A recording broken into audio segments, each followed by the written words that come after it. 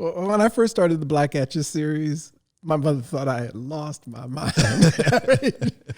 Because, in her world, it's like you're not supposed to touch those images on any level. You're supposed to bury them. Yeah. The meditative practice that I'm involved in always taught me that if you continue to suppress things and keep them buried in your subconscious, they will come out in ways to bite you that you have no control over. Yeah. And so one of the things that I realized is in order to take the power away from those images, you had to figure out a different way to engage them. So my trick was to actually overprint the photographs with text in the form of an eye examination chart, which would change the context of what it is that you were looking at. Mm-hmm.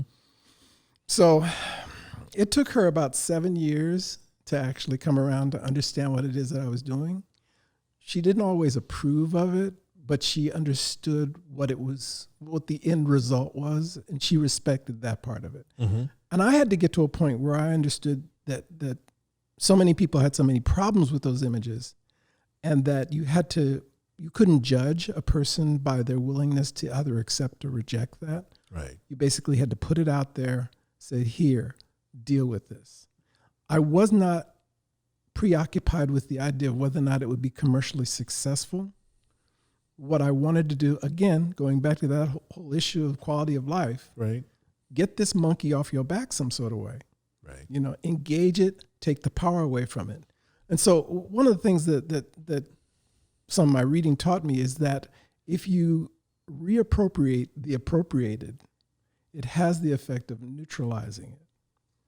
And so that was kind of at the core of what it was that I was trying to accomplish. The interesting thing is, and I did this body of work 20 years ago. Right. The interesting thing is that the younger generation understands it as being a very important part of history and informing them in terms of how they are being treated in the rest of the world now. It allows them the context to understand these are the images that these people grew up with. This is why I'm being treated this way, because they're hearkening back to these images. Mm-hmm. My mother's generation probably will never accept it, and I understand that and respect that.